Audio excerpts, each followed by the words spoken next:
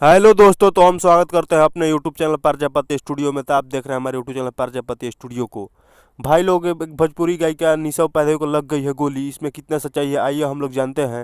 ये लोगों के द्वारा बोला जा रहा है कि विरोधियों के द्वारा निशा उपाध्याय जी को वो गोली मार दिया गया है, जो कि ये गलत बात है। विरोधियों के द्वारा नहीं मारा गया है। ये लोग अपने खुशी के माहौल में फायरिंग कर रहे थे, जिसके कारण गोली को छटक कर इनका पैर में लग गया है। तो पैर में लग गया है, तो ऐसा होना नहीं चाहिए था, लेकिन बार बार ऐसा हो रहा है। गोलू राजा का कुछ दिन पहले ऐसा ही लगा था और इनको भी लगा है, जो कि ये बहुत ही हमारे भोजपुरी इंडस्ट्री के लिए दुख की बात है कि बार बार ऐसा हो रहा है और हमारे स्टारों के साथ ऐसा नहीं होना चाहिए। तो आप लोग बताइए, क्या ये सही बात है?